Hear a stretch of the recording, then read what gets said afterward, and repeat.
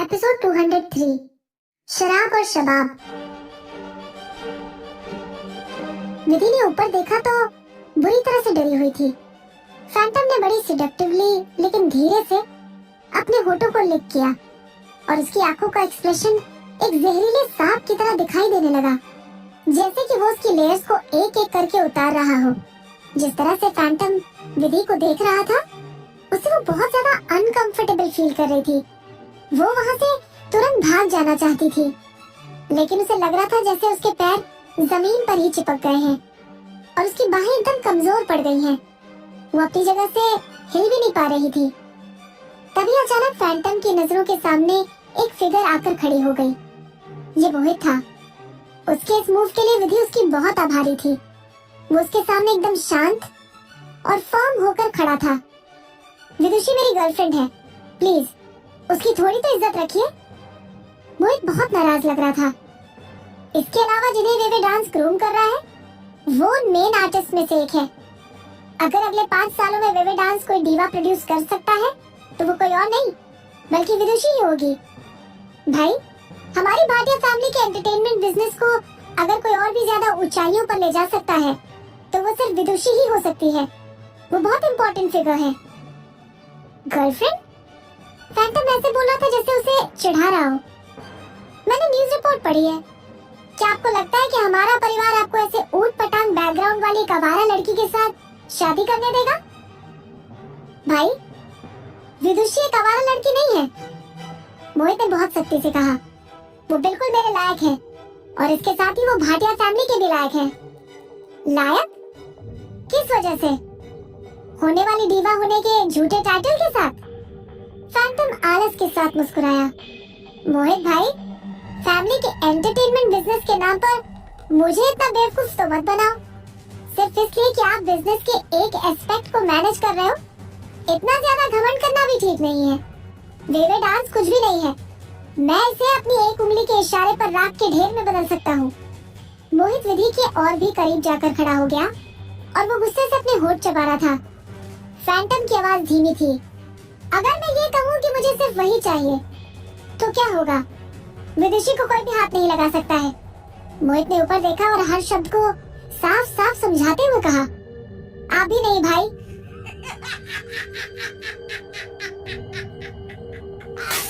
Phantom ने अपने हाथ का वाइन ग्लास जमीन पर दे मारा और जोर जोर से हंसने लगा। पिछली बार तुमने मेरे सामने कब इतनी जबरदस्त जिद की थी? जरा रुको, मुझे सोचने दो। 10 साल पहले या फिर शायद 15 साल पहले?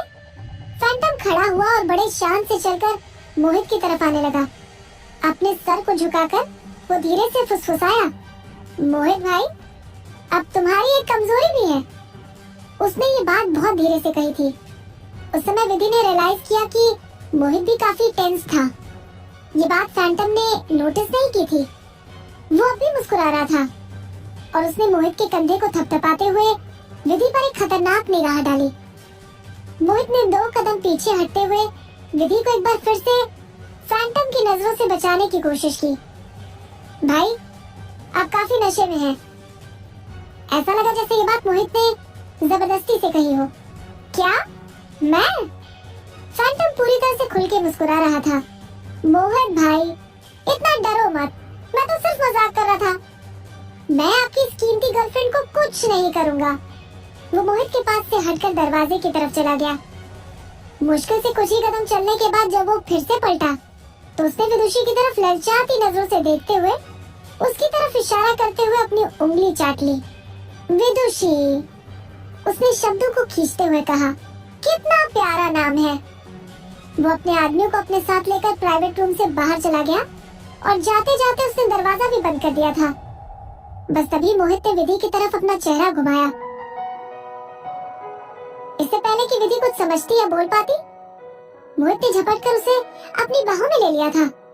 हिलना मत, थोड़ी देर के लिए मुझे ऐसे ही पकड़े रहने दो, उसने विधि से कहा।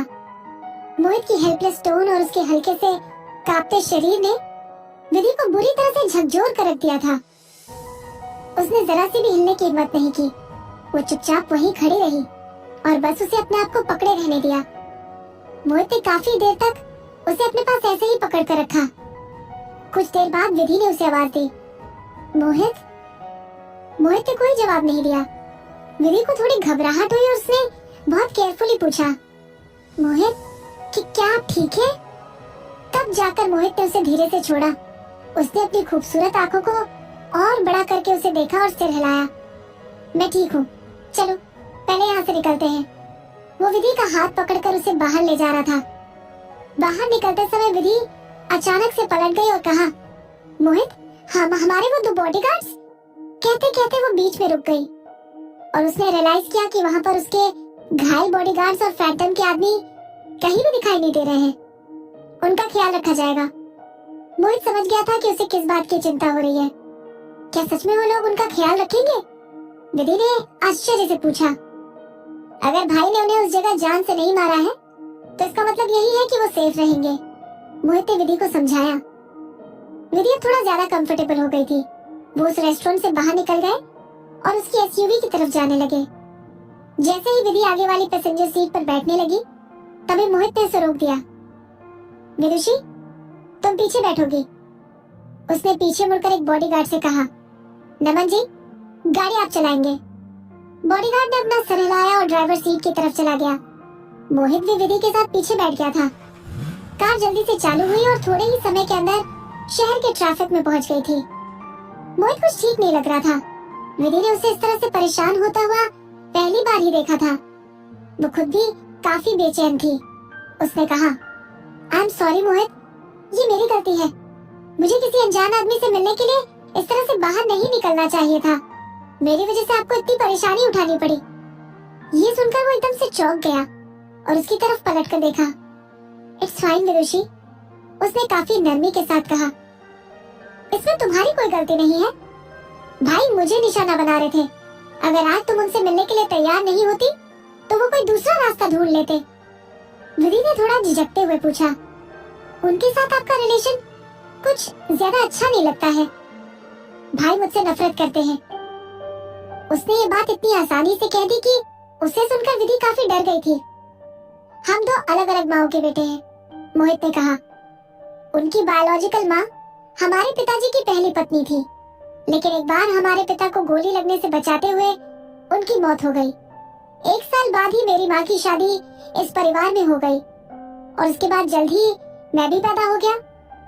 बस तब से ही भाई मेरी माँ और मुझसे नफरत करने लगे थे और जब हम छोटे थे तब भी उन्होंने मुझे मारने की कई कोशिशें की थी। मोहित की आवाज गहराती जा रही थी। यह अतीत सच में एक बहुत ही दर्द भरा अतीत रहा होगा। विधि बिल्कुल चुप रही। उसे समझ नहीं आ रहा था कि उसे मोहित को कैसे कंसोल करना चाहिए। मोहित बोलता रहा, जब मैं सिर्फ 5 साल का था तब एक बार मेरी माँ काफी बीमार हो गई और उनकी भी मौत हो गई। तब भाई ने मुझे और भी ज्यादा नुकसान पहुंचाने की कोशिश की थी और कई बार तो मुझसे छुटकारा पाने की कोशिश में सफल भी रहे। आखिर में एक दिन दादाजी ने इसे बर्दाश्त करना बंद कर दिया और उन्हें बहुत बुरी तरह से डांट लगा दी। वो इस बात से बहुत ज्यादा परेशान होते थे कि मैं इतना छोटा होने की वजह से अपने आप को अच्छी तरह से प्रोटेक्ट भी नहीं कर पा रहा था और इसलिए वो मुझे अपने साथ रहने के लिए ले गए। भाटिया परिवार में कई पोते पोतियां हैं, सिर्फ मैं ही एक अकेला ऐसा पोता था जिसे दादाजी ने पाल पोस कर बड़ा किया था। बस यही वजह है कि वो सभी कहते हैं कि दादाजी ने मुझे फेवर किया है और वो मेरे लिए बाइस्ड है। मोहित के चेहरे का तना हुआ एक्सप्रेशन अब नरम पड़ने लगा था और वो बोलता जा रहा था, दादाजी ने मुझ पर बहुत एहसान किया है। उन्होंने हर चीज मुझे पर्सनली सिखाई है। उन्होंने मुझे सब कुछ सिखाया, पढ़ाई लिखाई से लेकर जिंदगी जीने के लिए सभी जरूरी स्किल्स, फैमिली स्ट्रक्चर से लेकर बाहरी दुनिया के बारे में भी सब कुछ। उन सालों के दौरान जब वो बिल्कुल फिट हुआ करते थे और सभी मामलों के इंचार्ज हुआ करते थे, तब वो मुझे हर जगह अपने साथ लेकर जाते थे। जब वो कोई डील निगोशिएट कर रहे होते या फिर किसी से लड़ाई भी कर रहे होते थे, तब भी मैं पीछे बैठकर अपना काम करता रहता था और उनकी बातें सुनता जाता था। उनका कहना है कि दादाजी ने मुझे अपना उत्तराधिकारी बनाने के लिए ग्रूम किया है और वो मेरी पीठ पीछे मुझे लिटिल एम्परर कहकर बुलाते थे। मोहित मुस्कुरा रहा था, लेकिन उसकी मुस्कुराहट में उसकी उदासी साफ झलक रही थी। बस इसीलिए भाई मुझसे और भी ज्यादा नफरत करने लगे और प्रैक्टिकली हम दुश्मन बन गए। विधि ने पूछा, तो क्या तुम उत्तराधिकारी बनोगे? भाटिया फैमिली में उत्तराधिकारी की जगह किसी की उम्र या फैमिली में उसकी पोजीशन पर डिपेंड नहीं करती है, बल्कि ये जगह सिर्फ उसे मिलती है जो सबसे ज्यादा काबिल हो। मोहित ने मुस्कुराते हुए कहा, मैं भी नहीं जानता कि मैं उत्तराधिकारी बनूंगा या नहीं। दादाजी ने पहले ही कह दिया है कि ये एक फेयर कंपटीशन होगा। उन्होंने मुझे हर वो चीज सिखा दी है जो वो सिखा सकते थे, लेकिन मैंने कितना सीखा है और मैं कितना काबिल हो सकता हूँ, ये तो सिर्फ और सिर्फ मेरी कड़ी मेहनत पर डिपेंड करता है। वो इस सिलेक्शन में किसी को भी फेवर नहीं करेंगे। इसके अलावा पिछले कुछ सालों में उन्होंने कई चीजों पर अपनी पकड़ ढीली कर दी है और पावर और अथॉरिटी मेरे पिताजी को सौंप दी है। हो सकता है कि हमारे घर का अगला हेड मेरे पिताजी ही बन जाए। हालांकि अभी तक उनका नाम ऑफिशियली नहीं लिया गया है, लेकिन उनके पोते पोतिया होने के नाते उत्तराधिकारी बनने के लिए हमारे नाम आने में तो अभी कई साल लगेंगे। अभी से कौन बता सकता है कि तब तक कितना कुछ बदल जाएगा। लेकिन भाई ऐसा नहीं सोचते हैं। वो मुझसे छुटकारा पाने के लिए बेरहम तरीकों का इस्तेमाल करते रहते हैं और उनका सबसे फेवरेट तरीका है मेरे आसपास के लोगों को तकलीफ पहुंचाना। मोहित कुछ देर चुप रहा और फिर उसने कहा, विदुषी, मैं तुम्हें एक कहानी सुनाता हूँ।